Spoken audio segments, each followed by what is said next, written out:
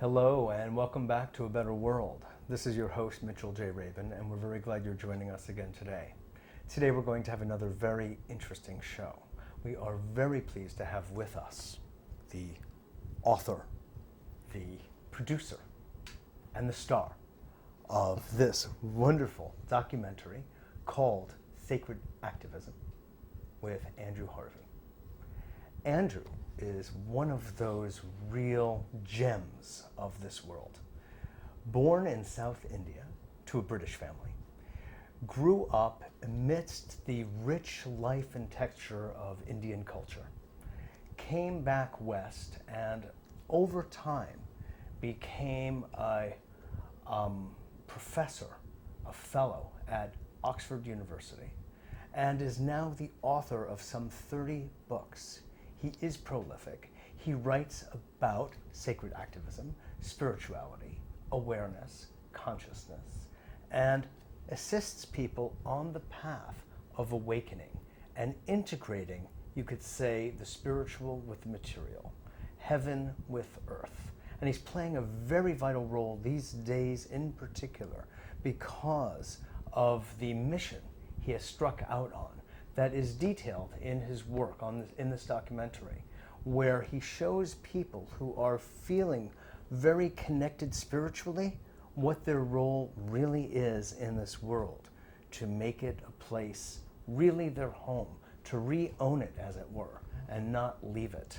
So we're very pleased to have Andrew with us. He's a good friend, and it's very special to help him put the word out about his teaching, because we consider it here at A Better World really so valuable and underlies so much of our own themes and wishes for the planet. Thank you so much, Mitchell. Thank you. Absolutely, Andrew. Great to see you and have you. Lovely to be here. Good. So, what is it that, with all the work you've done and all the places you've been and all the people you've known, what is it that has inspired you at this point in time to take up this particular form of the cause? Well, I think we are living in what is a potentially apocalyptic crisis. And I think this crisis does threaten the human race, does threaten nature. And I think part of this crisis is the despair, the meaninglessness, the depression, the profound apathy and lack of commitment to transformation that is felt, I think, almost universally. What inspired me to take up sacred activism is the belief that it's only through fusing deep spiritual knowledge and understanding and awareness and wisdom and strength and stamina and practice with clear, focused, radical action in the world that we're going to have a hope in heaven of getting through. Mm-hmm. But I'd like to put that in a different way, because one of the things I'm very concerned about... It sounds dismal, hope. but it's really not. It's not, no, really. Because I think one of the things that I've understood from my own life and from my own journey is that on the authentic mystical journey, as all the traditions tell us, there is a major death, a death of the false self, a death of the ego, a death to one's own private agendas of separation. Mm-hmm. That death is very brutal and very painful. And those who survive it know that it takes you to the end of your limits. Well, I believe the world is going through that death. In the mystical traditions, it's called a dark night of the soul. Mm-hmm. But what the world is going through is a dark night of the species. What the mystic discovers is that this death isn't the end, it's actually the beginning. And what I think that the world is going to discover, and this is why my work, I hope, is going to be useful, is that this appalling stripping and burning and searing, this appalling destruction of all of our agendas and illusions, isn't the end of the human adventure. It's actually a massive purification and a kind of terrible blessing, because it's designed to help us really wake up. Teilhard de Chardin said, before he died, he said, humanity has come to the moment where it will have to choose between suicide or adoration, between a pursuit of power and exploitation and domination over nature which is clearly not working and clearly destroying everything, but we're still addicted to, like an addict is addicted to its heroin. Yes. Between that and a deep attempt to live from a transformed consciousness and act from a transformed consciousness. So if you see it from that perspective, this is an ordained crisis. It was meant to happen. It couldn't not happen. It looks and is in many ways appalling and terrifying, but it is actually a birth. And that the dark night of the species, if we can live it with integrity and humility and sincerity and fusing mystical practice with action, can become the birth of a new kind of divine humanity. This isn't something I invented, it's something that I know from my own life.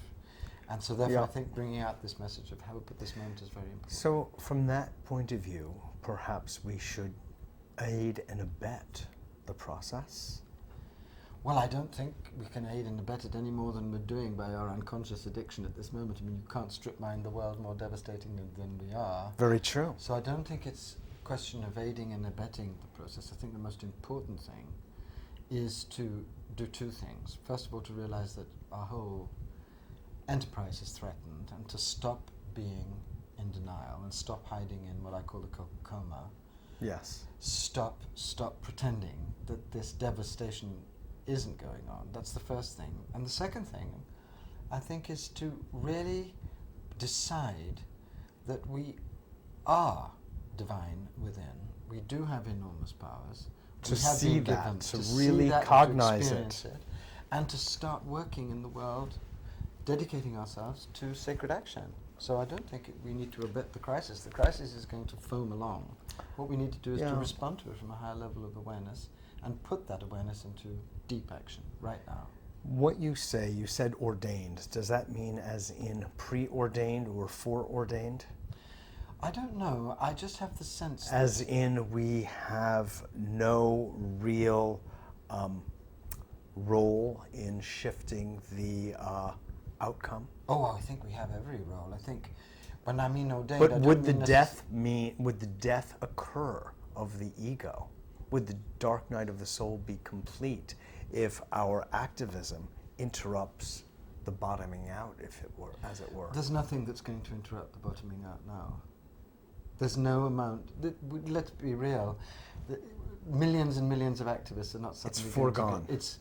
It's already happening. Yes. We're in the middle of the most devastating period in so human what history. then, Andrew, is the activism role going to play? Is it bearing witness consciously to the death knell?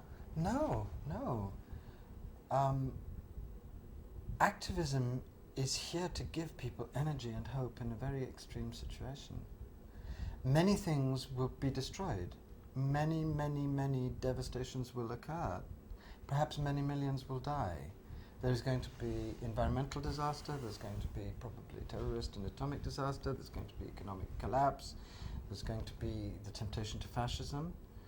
So what activism in that situation is keeping alive a human divine possibility.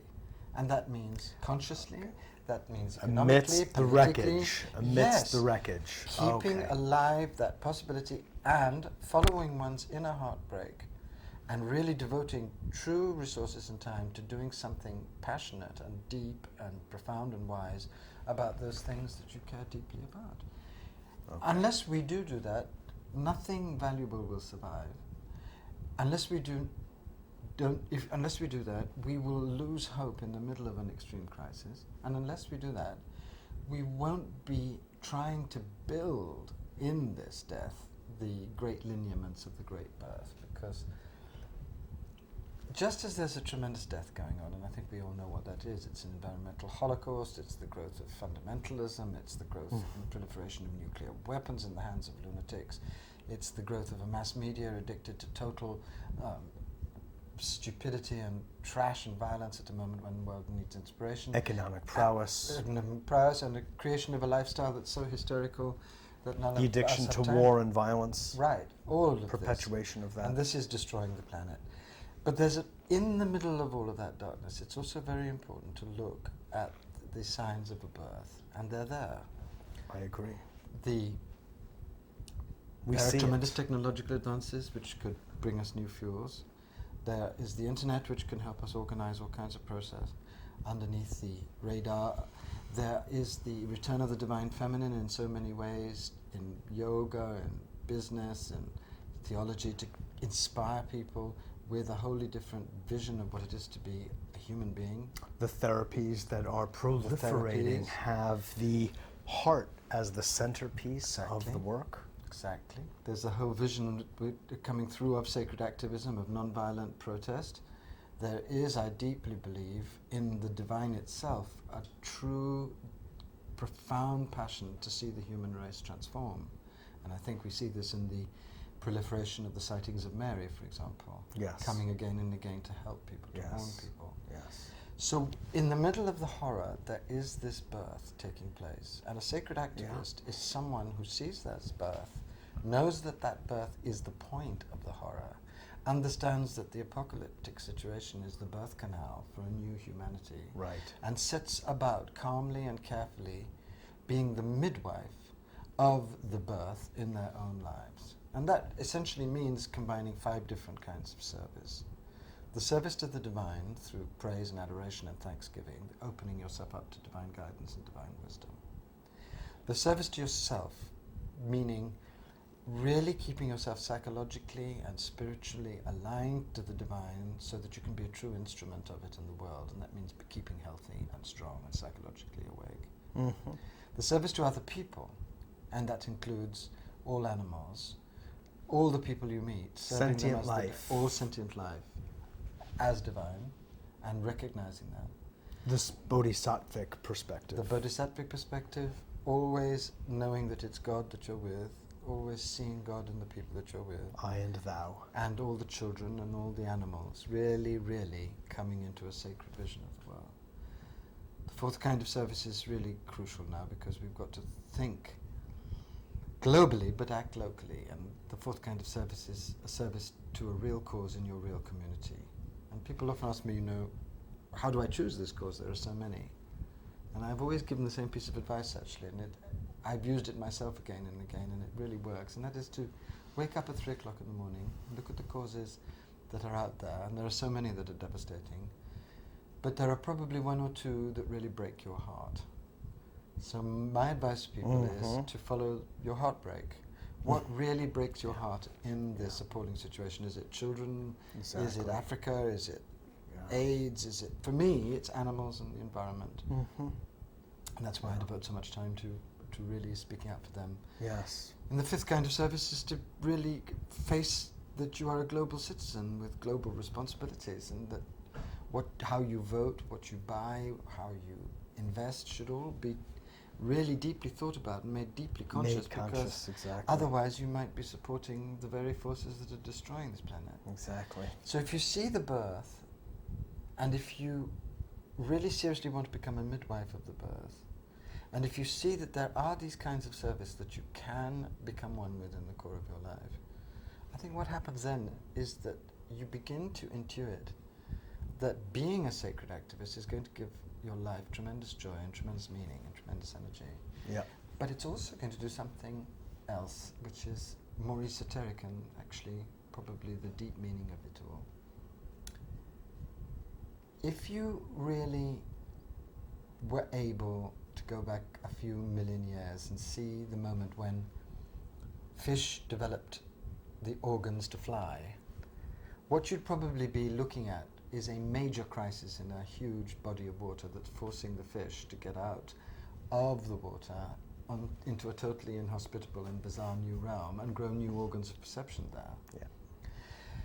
If you look at this situation, I got it. Yep. You're seeing that yeah. this is what's happening now. It will kill us if we remain within the old consciousness and the old way of doing it. Yep.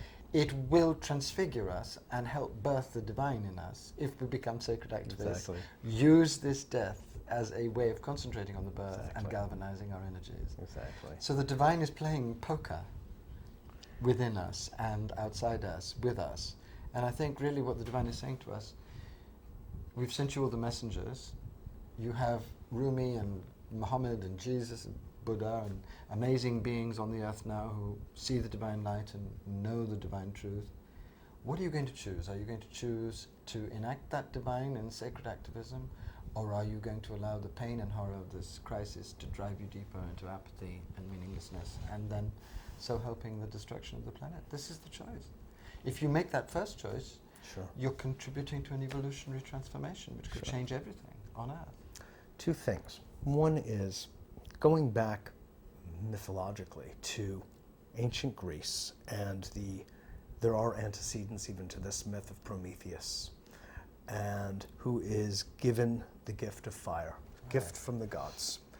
As you know, Prometheus means forethought, and his brother Epimetheus is, of course, afterthought.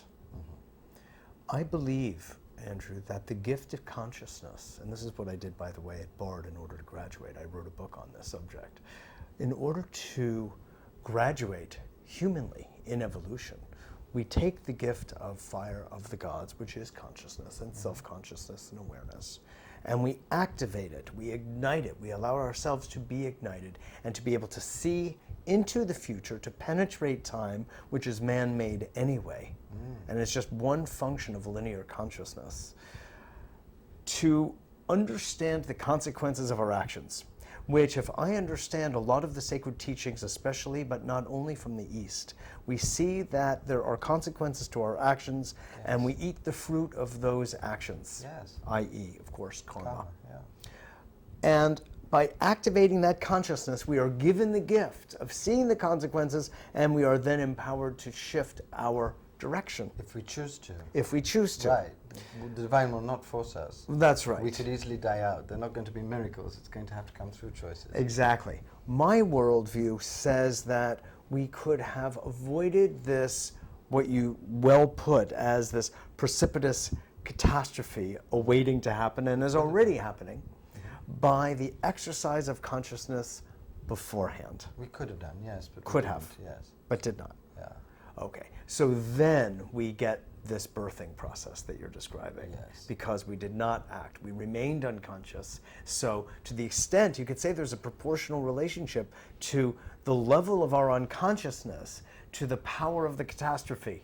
There might be, but it might also be that the catastrophe has to be this great to get through a kind was of number birth 2. that has never happened before. Because I think a lot of the Like old from the visions water of to the air. Right. That nature has in its That's plan. it. That's it. Okay. You see, this is it. Part of the problem with the old forms of mystical consciousness, which is that they're addicted to transcendence. It's all about the light. It's all about getting out of being here. Exactly. It's that transcending the body. They wouldn't have helped us with this crisis, Yeah. because this crisis is a crisis of the body. They want to get out of here anyway. Right. So they've been part of the problem. So it's not as if that consciousness. This is a would have very helped. important point It you're is. making. I know. This new consciousness that is trying to be born is an embodied divine human consciousness. Exactly. It's nothing to do with leaving this earth. That's it's right. to do with arriving. Actually on arriving, this earth, right, like fully arriving. Fully arriving Right. as a human being with conscious divine powers. So the old interpretation of the divine human adventure has been part of the reason why we're in This the mess we crisis, are. exactly. And what's trying to be born is something that has actually only fragmentarily ever been here. It's been here in people like Jesus, it's been here Yes. in a very few mystics, but it is nothing less than a fully embodied divine human consciousness. And because the crisis is so extreme, and it's a crisis of the body of nature, the body of human beings, the body of human relationship. The it wi- material realm. Exactly. It will only be met by a divine consciousness that is absolutely embedded Here. and embodied in. And that's why it's happening, is to force us to jettison both our addiction to materialism and our addiction to transcendence, Exactly. so as to enter this new mystery of embodied divinity and act from that. And This is the crucial is point. the cross, Yes. if you will, between Yes, the it vertical is. and the horizontal, Yes. between the spiritual and the material. Yes. And through Christianity and through even the Vedic teachings, which I also Yes, adore so much, initially. they have missed the point relative to this particular point of escapism. Well- Transcendence is a form of real material escapism. Right, but the It's early called Vedas were very, detachment. very very pronounced about the marriage of heaven and earth. Yes. And Jesus' teaching is essentially a revolution Very true. of embodied divinity, but it was misplaced and misinterpreted, but as now is usually we the have to case. come back. Yes. Exactly. Yes. Without that, nothing. Such an important point. People, Yes. because when people now these days here, since the 60s, there's been this utter fascination and love with, stuff of the East, and I'm Yes. part of that, I know. Me too. And swayed by, lured by, seduced by. But there are inherent misunderstandings because Well, people the use East made mistakes spiritual too. practice. Right. Exactly. I think you have to see the Spiritual West as- practice as a way to actually leave the body as Right. opposed to get more present here with the light intact. Well, this is why sacred activism is so important, because Yeah. it's clear the mystics aren't going to save this planet. They'll be oming and schmoeming when the last tree is burned down. They are in a kind of escapist trance, a lot of them, and I know I have been myself. Sure. The activists are not going to do it because they are governed, God bless them, by righteous rage and demonization of others, and that deeply limits their effectiveness. Right, exactly. And also their wisdom. Exactly. So you have the two kinds of people who are concerned in certain ways being no use. And yet, if you bring together the deepest mystical understanding and strength and clarity and peace and calm with focused action, what you are discovering, in fact, is the formula for the birth of the divine human, the formula for the embodying of the divine energies, the formula for the bringing through of a wholly new level of love and passion in action, the formula for the evolutionary quantum leap. The things, if they are allowed just to be separate, will continue to be impotent. But like in the mystery of a chemical reaction, if you bring the basic strengths of both together, what is produced is a third of unimaginable power. Exactly. What I believe, in fact, is that sacred activism is, in mystical terms, the equivalent of Einstein's discovery of nuclear power. Uh-huh. It's Indeed. that big. It is that vast. It's an alchemical explosion, if you will. It is. It's an alchemical transfiguration of the human through being subjected to an intolerable crisis which can only be overcome by an extreme transformation. Exactly. And now, is that's part what we're in. of the understanding of activism for you, Andrew, involving also political action? Yes, absolutely. Look, let's be absolutely real. We're in danger of having a fascist state in this country. It's already got a lot of things in place. If we don't have political action on a major scale on many different fronts, we're going to die out. We need political action about the environment, we need it about nuclear weapons, we need it about the ending of these fascist attempts to destroy democracy, we need a total change of foreign policy. But the point about sacred activism is to ask the question, what kind of action? And the only kind of action I believe that can help is one that is deeply sacred and unified. Exactly. And based in love. Based in love and in profound inner peace. And flowing out from that. In fact, we have a wonderful word from the Sanskrit, upaya. Yes, Skillful means. As the way to enter from the heavenly into the earthly. Yes. And it does need to be done politically. It needs to be done on every single possible front. Economically, socially, politically, sexually, emotionally, every single front. Love and wisdom have to come into action. We need to go from the cushion and the monastery into the White House. Exactly. Well, I'm going to stand next time. And although I'm not an American citizen, I'm gay and I'm Hindu, I don't see that's any bar. You're I'm perfect. I'm perfect. I was going to say, exactly. Well, I might be your vice president, Please, you know. please. Sacred activism will rule. Exactly. Jewish nice. Buddhist Taoist. It's perfect. Andrew, I love and bless and honor your work. Thank you very much. I truly do. I stand so behind it. Thank you and, so much. it was this was the bridge that brought us together initially, because I so believe in what you're doing with this. So Thank you. Please. God bless your work too. Thank you so much. Thank you so much. You can find us on your website, which is? Well, and www.andrewharvey.net. Beautiful. You can find it on hartleyfilmfoundation.org. HARTLEY filmfoundation.org. Wonderful. Oh, she's wonderful. Please play it to your friends and annoy them. Great. Thanks again so much Thank for you being very on the much. show, and Thank you. we'll have you back again. I would look forward to that. This is Mitchell J. Rabin for About a World. Thanks so much for joining us. I hope you were enlivened by that and motivated as I was. I look forward to seeing you all next week.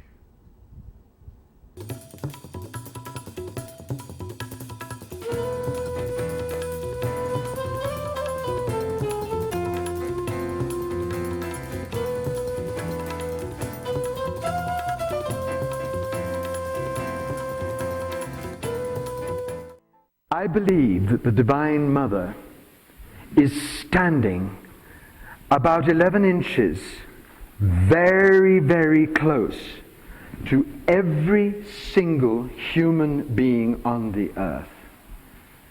And when the Divine Mother actually gets the attention of that human being, what she does is to manifest a huge mirror.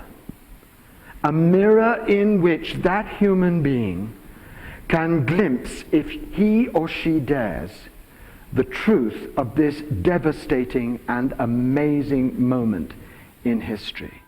I think that what first attracted me to the Divine Feminine was the fact that I was born in India, and that in India, God as Mother is worshipped everywhere. I had a very deep and profound relationship with my own mother and my grandmother, and from very early on I think I identified as a person with feminine power, feminine grace, feminine passion. When I was 25, I had a kind of breakdown. I was a professor at Oxford and became totally disillusioned with the academic life, and I went back to India. And there I met the work of the great mystic philosopher Aurobindo, who spoke of God the Mother as the great evolutionary force of history. And one day when I was 25, by his tomb, kneeling in meditation, I saw the Andromeda Nebula spinning before me, and I heard the words, "I am the Mother. Everything was begun in ecstasy, everything is sustained in ecstasy, everything is ended in ecstasy." And that began an enormous journey into the motherhood of God, a journey which is unfolding and unfolding and unfolding, and I'm sure will never end.